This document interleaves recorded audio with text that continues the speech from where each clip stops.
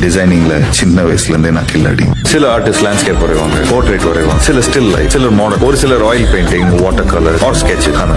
எல்லாத்துலயும் எக்ஸ்பர்ட். எதுவா இருந்தாலும் அப்படியே வரையும். அப்புறம் மேஜிக். அடுத்த ஸ்டெப் பிரிண்டிங்.